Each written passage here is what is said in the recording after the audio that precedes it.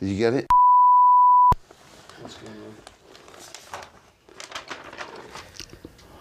So yeah, what I've seen, Joe, this is a great place, great property, and since I came down all the way from Denver, like it's like a 5-hour drive, I thought, what did Joe Cocker bring to this place? Well, this neighborhood? Yeah, this neighborhood. I don't know what we were thinking of, but I did a show in the mountains here in Telluride, which is a ski resort about an hour away, and it was in 1990. And Pam, my wife, and I, we kind of fell in love with just, you know, the vibe of the country, you know. And I'd been touring so many years, and we'd been living in Santa Barbara, and we made this move. We came up here with the intentions of buying like a cabin, a log cabin, and, you know, coming here for the summer. And then Pam had always had these designs drawn of a house, her dream house, you know. She finally unearthed it and said, you know, I'd had some success with Unchain My Heart. Yeah. I made a lot of dough at that time, touring, and so I said, you know, I agreed, you know, let's go ahead. So you can imagine, I mean, people around here thought we were totally eccentric, you know, still do, because I mean, you know, there's a lot of farmhouses and. Yeah. You know, but I call it my oasis because, you know, you notice you come through a bit of a rough area and then suddenly it all greens up. Yeah. And we were very lucky, you know, I mean, we found a place where there's no build-up at all. I mean, I have other friends who come here, Marcus, who find it a little too lonely. You know, they stay here for a week or so and they want to go back to LA or whatever. But, you know, for me, when I tour, I mean, we go out for months on end, you know, and so it's just nice to come back and sort of hang out with the dogs. And So this is pretty much how you spend your time when you're back from tour. You just hang out with your dogs. And, well, you notice we have a big a snooker table. Yes. I'll show you. You know, that was imported from England years ago, cut down. It was owned by Queen Victoria's son, you know. Wow. Yeah. So it's got a lot of history. And when you were asking what have we contributed to the neighborhood, I mean, I got everyone interested in the game of snooker. They were all pool addicts. Becoming champions finally? I mean, we never improved. And I've heard that you have like it's not just a hobby anymore, it's almost professional, like growing tomatoes. Right. Well, I still call it a hobby because I have 2 greenhouses and I've got about 40 plants. But, you know, when I travel the world, in my bio, it mentioned that I grew tomatoes a few years back.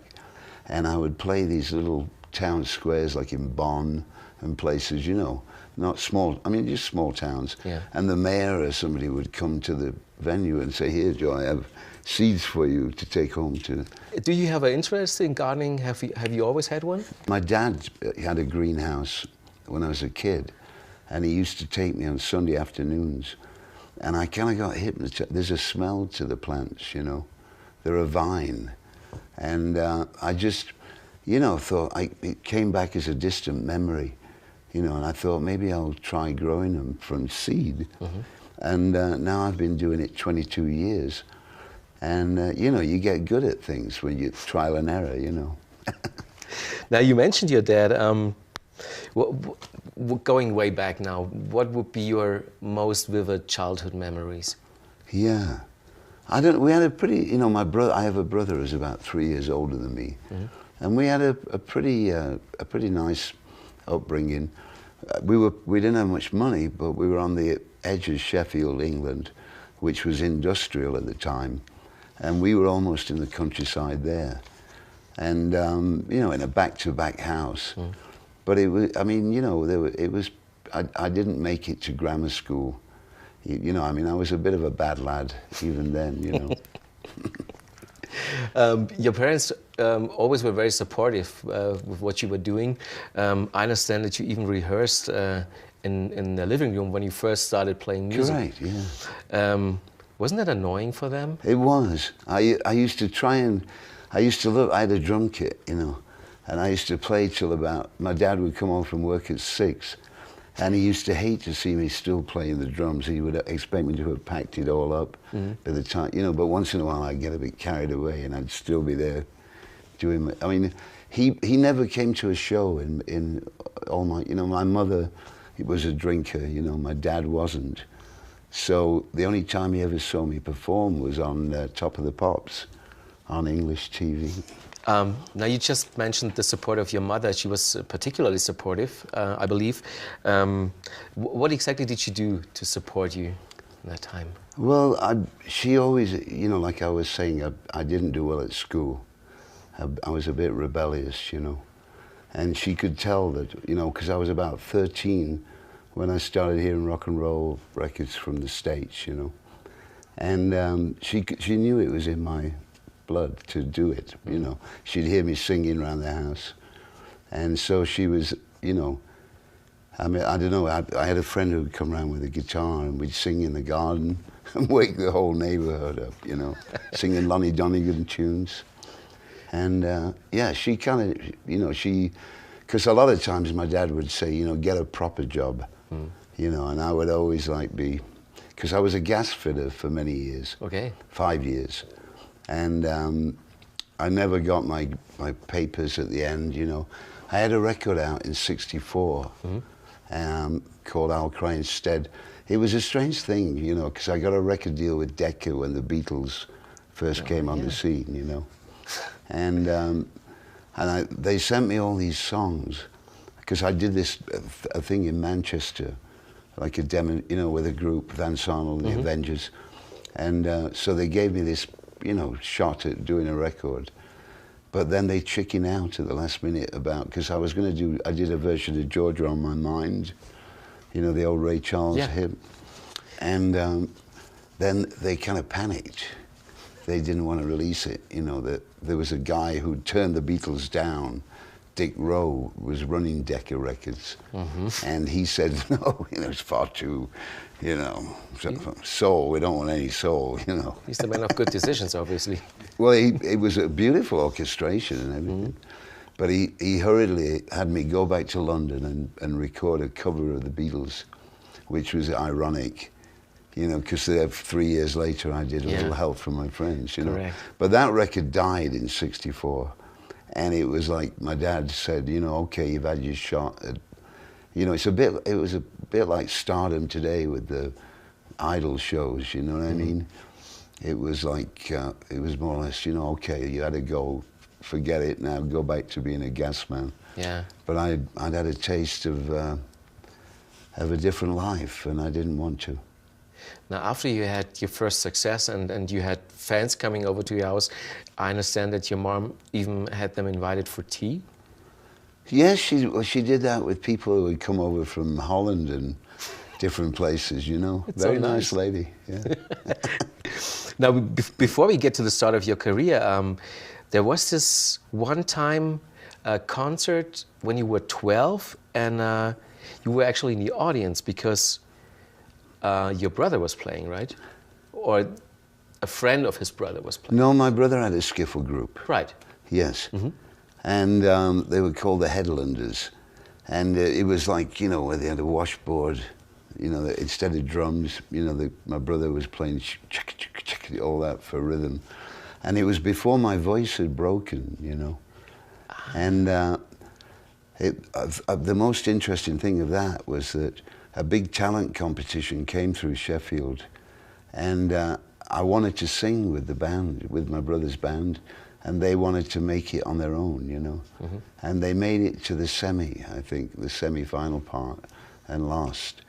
And it always made me wonder, you know, how my life might have been different if I'd have been exposed at such an early age, you know. That's very young. But did you realize also back then that you have a remarkable voice and that you are made for being on stage? Well, I mean, that's not exactly true, because I was always very awkward, you know, I mean, even now, you know, I always sing with a stand mic. You know, I never felt very comfortable with a hand mic. Okay. And So, you know, when I played drums, I liked singing and playing drums, but I found it too complicated, you know, to be good at both things, you know. But I forgot which way we were heading there. Yeah, did you expect that you would end up on stage? Was this the thing you were aiming for? Did you feel that you have to be there? I remember being the drummer in the band, and you know, they were because I wasn't as good looking. You know, they were all, you know how it used to be in those days. You all wore suits, and the good-looking guy at the front was the singer, whether he could sing or not. And we all hated this guy who was singing, you know. And one day they said to me, Joe, you know, pack up the drums and you be the singer, you know. And that's how I stopped playing drums and became Vance Arnold. I'd listened to my dad's, you know, Mario Lanza records, singing, you know, the tenors, I always liked them. But it was like, as soon as I heard the Skiffle King, Lonnie Donegan, I remember being sat on the carpet and like it came on the radio and it was like, I started singing instantly to this record, you know, and just got all excited, and it was like second nature, you know. Now, speaking about you being on stage, you had this great voice, and still you were very critical about your looks in the beginning, I understand. What was the reason for being so self-critical? I've always had a weight problem, you know what I mean? And even then I was like, you know, I always felt a bit tubby, you know, a bit self-conscious. But I also knew that people loved to hear me sing, you know. I'd start yelling and people would be like, you know. So, I mean, it was a double-edged sword at the time. Have you been shy? Yes. I mean, you know, over the, you know, I mean, when I finally did get into the biggest world, you know what I mean? That kind of shyness went away. But no, I was quite shy as a teen.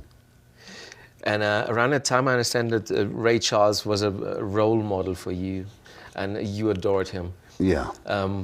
What exactly did you like about him, and what did he teach you in a way, for your own way? Well, it was, you know, I loved rock. I mean, you know, Little Richard, all the black artists, you know, Chuck Berry, and the white artists, Jerry Lee, you know, the real rock and rollers. And when I heard Ray, and I started to, you know, would listen to the B-sides of records, and they always put on a blues or whatever. And I had a record of Ray doing I Believe to My Soul, a very slow blues. And it just made me realize that there was more to, you know, I'd always thought rock was about shouting as loud as you could and, you know, having a good time. But then suddenly I thought, you know, there was something a bit deeper that, so I kind of dropped everything at the time. I was about 16, and I remember friends of mine like thinking that something had happened to me, because I was suddenly, you know, I became antisocial, and I just bought every Ray album in the world and just sort of listened to this guy, you know, and they thought, yeah, I'd gone a bit too far, but. Now, when you played on army bases in France, there were the African-American soldiers, you acquired their respect, and they called you Le Petit Ray Charles? Right, that was very kind of them.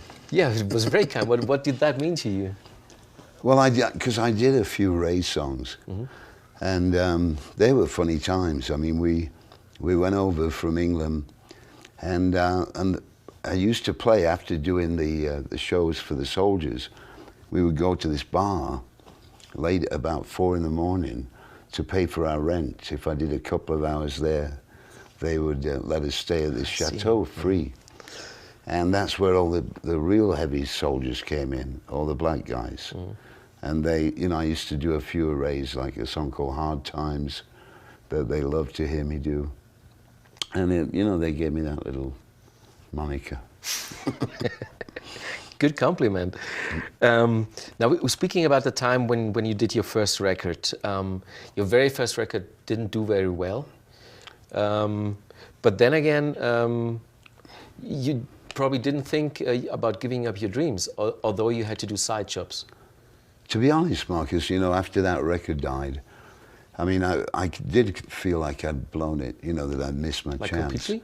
You know, I had a friend, Chris Stainton, who great keyboard player from Sheffield, and we made a few demos, sent them down to London via a DJ called Dave McPhee, who was like a local Sheffield DJ. And sure enough, Denny got us down to London, and he loved, you know, he was great. You know, he died a few years back, but he produced my first few records, Little Help from My Friends, and Margarine was the first song I had out with him. And yeah, and then the ball rolled from there, really. Because I figured I'd be playing pubs probably, you know, until the dream ended. And so it was suddenly that this new door opened. You already did, around that time, like your own great interpretations of other people's songs. Was that because you wanted to add something new, or were you not confident about your own songwriting abilities at that time? You know, I still am not crazy about the process of writing tunes, because I never taught myself piano or anything. You know, I mean, drums is one thing, but I never learned guitar. So I would always, you know, I'd be in a room with guys who would say, hey, let's write a song, you know. And I always found it very hard to steer where the song was going to go, because, you know, other people would throw their bit in, and everything would always end up a bit more pop than I liked, you know, rather than blues, you know. When did it occur to you that the cover version that you did of With a Little Help from My Friends, when did you decide to do it, and how and where? Well, you know, in Sheffield we had an outdoor toilet, you know, and again, my lover Ray used to do these, Ray Charles did these great big slow waltzes, you know, like he did one of Bye Bye, well, I did a version of Bye Bye Blackbird that came along, you know, that was similar to the gospel kind of effect I was trying to get. And it came to my mind that if I could think of a song to do in that slow format that people knew already, that it might be a good way to go, you know. And I was sat on the toilet, I can vividly remember it, which I'm sorry about that, but, and this idea came in my mind of, you know, doing Little Help from My Friends with you know, I figured it all out in my head how it was going to go. And then presented it to the band, and, you know, it kind of evolved. You know, everyone put their little touch in there, and we knew we were onto something. You were really onto something. I mean, you hit the #1 spot, like at what, age 24? Right, in England. How did you feel back then? I mean, you made it. It was actually a little bit of an empty feeling. It was everybody's dream to have a #1. And I suddenly thought, you know, is this it? Is it, you know, are we going to be playing Brighton Pavilion and, you know what I mean, Liverpool Empire, is this all there is to it? And then we got a residency with me and the Grease Band, Joe Cocker Grease Band, in Wardour Street at the Marquee Club. And I always remember this guy coming in and going, Joe, you know, it was just like something out of the movies, you know, he had a big cigar and said, Joe, I want to take you to America, you know. I'll pay you $2,000 a night. And we were like, boy, you know, I mean, to us, you know, you can imagine, it was all like, okay, we're there. Here we are overseas. How did the Beatles react to your version of With a Little Help from My Friends? They sent me a telegram, you know, congratulatory telegram for being #1. That's nice. It was. And you know, the things happen to you in life sometimes, and you wonder what would have happened. And I remember I got a message. Someone said Paul McCartney wants to see you, you know, at his house. And he was, I forget where he was living, somewhere just outside London. And I got there 5 minutes late, and he left. His housekeeper said, no, he knew you were coming, but he was late. So can't do that. You know, no, I didn't know they lived on such a tight schedule. So you never quite, you know, what would have happened, you know. Now, I've noticed that you when you like try to support your words, you play guitar when you speak about music, which you're doing on stage as well. it's legendary. Like the air guitar. Yeah, the air guitar. Is that why you always wanted to learn guitar, or do you still think about learning it? No, I've kind of given up on the eye. I'm a lefty. I know, but Hendrix was a lefty. I mean, talk about wanting to, you know, give up before you start. I mean, when I saw Hendrix close up, I mean, he was so good, you know, that, I mean, I just don't have that. I've spent hours trying, you know, to make sense of it.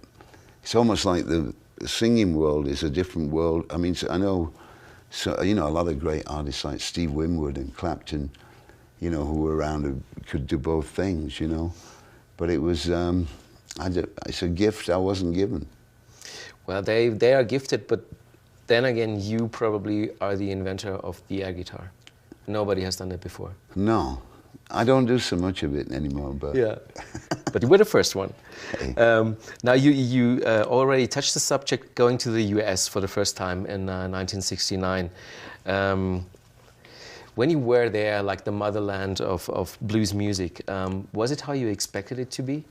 There were incredible times, you know, but by the time I came on the scene, it was, the hippie thing was in full swing, you know. So if you can imagine the transition I'd made in 2 years from being a greasy, quiffed, you know, rocker from Sheffield with sideboards to suddenly, you know, I remember the day my hair just grew so long that it just plonked, you know, like into a sense, you know, like, you know, whatever you call it, a hippie style.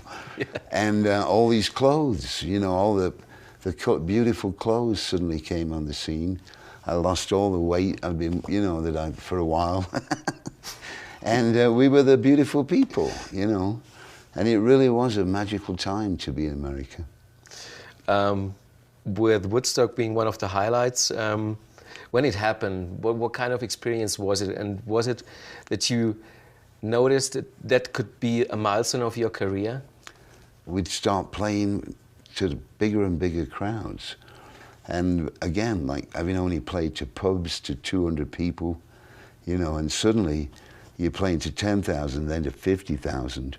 So by the end of '69, when Woodstock, you know, that morning when I flew in, you know, from, I forget where we were, we couldn't get near Woodstock. There were no hotels, you know. But as I flew in this little helicopter, there was just me and a pilot. The band had gone ahead. And I said to him, what's all that going off on the horizon? He said, that's where you're playing, that's your show. And I was like, you know, it gets bigger and bigger. And I looked over this sea of people. And I'm thinking, my God, this is not, you know, I mean, it was you couldn't count how many people were down there.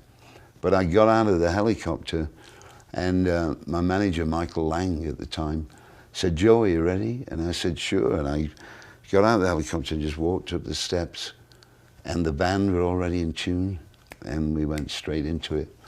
So I didn't have a chance to sort of look around and kind of get worried or, you know.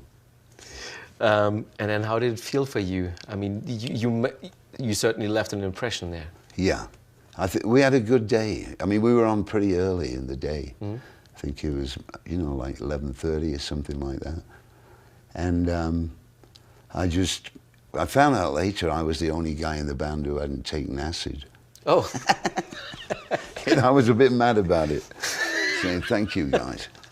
So the rest of the band were all like, you know, flaring away. And, you know, for me, it was more the old-fashioned hard work. But we kind of felt, you know, that when we came off, if you remember that from the movie, when a guy goes, Joe, look behind you. And I turned and there was a massive cloud, you know, because it had been beautiful weather up till then. Yeah. And then sure enough, this storm came in. So any other acts who I've spoken to hated it, you know, who came on after that. You know, so I think we were lucky with the history books that we just were, you know, we were on that day, pretty on. Yeah, so it went quite well from that because eventually there came the Mad Dogs and Englishmen tour, where also a lot of love, peace and happiness was present. Could you tell us about your first memories about this tour? Oh, What, Mad Dogs and Englishmen? Yeah. Yeah, I mean, Leon Russell, who is still a great talent, incredible pianist, and a great singer. He never had much confidence as a singer, but I always liked him. But anyway, I heard a record he did with a group called Delaney and Bonnie, and said, to these people around me, I'd love to do a record with Leon. And then Leon sent a message through Denny Cordell saying that the only way I'll do it, tell Joe, is if I can put the band together, So I agreed, and, and next minute, I'm in LA, and he shows up with, all these guys, and we lived in the same house for, like an insane house for the antics that went on in there. We were all running around with no clothes on most of the time. But anyway, he would come in and sort of go like, what do you think of this? And he'd go, and the next minute, I'd start singing, now you say you love me after being so true. And suddenly they'd be like, before we'd even had a chance to think, the whole band would be, the thing was kind of done. It was a very special time. And we would always have these home-cooked meals in the afternoon, because we had a lot of hangers-on, if you want to call them that, but about 40, people who traveled with us. And, but they would be nice. They would all make, these beautiful spreads for before the show. And we'd all sing, will the circle be unbroken? It was all very tight. And it kicked off in a great, like you were saying, loving and peaceful way. And then I don't know what happened. I think maybe drugs came on the scene. And that was kind of, for a few of us, it was like, it wasn't a good thing, I mean, to smoke a bit of herb was all right. But suddenly we were introduced to all these other substances, and yeah, that's when it got a bit weird. I understand that it's still kind of hard to speak about that time in your life, but I understand that it was a very dark period where there's no good memories at all. I'd had a relationship with a girl in England who, had soured after many years. And that kind of threw me off footing, And when we finished that tour, I only weighed about 155 pounds. I mean, you look at me now, I'm about 205, So I was like, and it wasn't a good slimness, you know what I mean? I was always just drinking. I got into drinking heavy and not eating. And, but then I had that record in '74, You Are So Beautiful, which should have been a turnaround for me. But I was just, I don't know what, I was just in my own little world. And Did you feel better, like health-wise? How did your body get away from that all? Yeah, well, when it was a period between like '74 and '78, maybe '79, that it's very strange when you get into booze like that heavy, it's very hard to come out of it. It's not an easy process just the mental thing, And, but then a thing that gets me, Marcus, is people who come up to me who remember those times, I mean, we did some really good shows, right. Even though I was in a bad state, We would have, I mean, I'd have a couple of nights where I would miss, but every now and then we'd have some incredible shows, So, but when I talk about it being, a period I can't remember, it's quite true. I mean, I've tried, people have tried to get into me, in depth and as if I'm holding something back. But it was just a dark period, Back then, was it like financially, economically, was it difficult for you? Did you think about quitting at one point? Yeah, I mean, I had a deal with the manager I had. I would go on the road for 2 or 3 months and come home broke, which was very disheartening when you'd been traveling for all that time. And I was like living in a rental house in LA. And just that, I would encourage, a lot of weird people to come around all the time. And so it wasn't until I met Pam, about '79, that that, you know, she kind of looked at me and said, you know, you don't have to, you know, you can function. You know what I mean? That was what she said. Well, no, I'm just trying to think of how she put it to me, you know. Well, but she was saying, you know, that I could be a decent guy. You know, because I was always like on a down on myself, you know. Mm-hmm. Yeah. So, I mean, life obviously immediately changed by the time she was beside you. Right. What were the most important things that changed? I'm just that she kind of gave me some self-respect, you know, to you know, to get out there, and that the people wanted to hear me. You know, I mean, I used to have these nights before she came along where I would, you know, I'd just sort of go on stage in the wrong spirit, in the wrong state of mind, you know, because basically we're entertainers, you know. Mm. And when you forget that, you know, when you get a bit weird, you know what I mean? People know. I mean, it was very weird. Like, I mean, that's what I mean about it being black time in life. You know? Right. Now, and then came the 80s, and you were so successful during that time. Although you almost missed one of your biggest hits, like, although you have this unmistakable feeling for songs, there was this one song which you didn't like in the beginning. It was Up Where We Belong. True. Why was that? Well, the demo was awful. I don't even know where they found this demo. And, you know, I mean, because at heart, I'm a blues man, you know. And suddenly, you know, I'm presented with this song that goes in places like, love left us up where we belong. You know, I mean, it was just a little alien to me.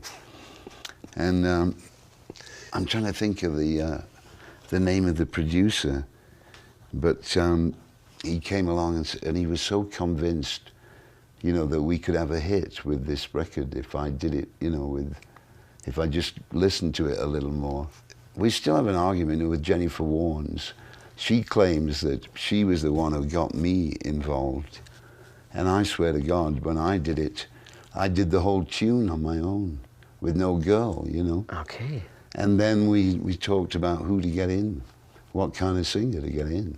And when we were listening to The Rough, I remember being in the studio, and you know, whenever you've had any luck with a record, you kind of know there's some sort of magic level goes up in the air, you know what I mean? Yeah. While you're working on stuff. It's hard to explain, but just you know when something's going to be big. And it was like, I just knew we got a big hit, you know. Anyway, Mad Dog, where does the nickname come from? The ranch is called like that. We had the Mad Dog and Englishman tour. Yeah. Why is the ranch called that? Just because... Where does Mad Dog come from in the first place? Mad Dogs and Englishmen was, you know, Danny Cordell brought it up as using it as a title. And do you remember a guy called Noel Coward? He was an English guy, you know, that in the days of when they wrote, you know. But anyway, there was a song called Mad Dogs and Englishmen Go Out in the Midday Sun. Oh, right, it's the song. So he borrowed that, you know, as an idea, and we all thought it sounded great, you know. Have you ever considered yourself a Mad Dog? Well, other people do. But, I mean, that was a bit easy. You know, it was Mad Dogs and Englishmen. We were supposed to be the Englishmen, and the Americans were supposed to be the Mad Dogs, but... The other way around. Okay. Now, speaking about the new record, what's like the state of it? How much is done of it? I'll play you a little bit before we leave. Okay? Cool. But we're done. We've actually got it in that we're still tweaking with the mixes, you know. Mm-hmm. But we've cut 14 tracks, and I played, you know, we played some of the stuff to Edgar and Willie at Sony, and they're all very pleased with, you know. Who produced it? Matt Soletic, who did Hard Knocks, the last one, yeah. Mm-hmm.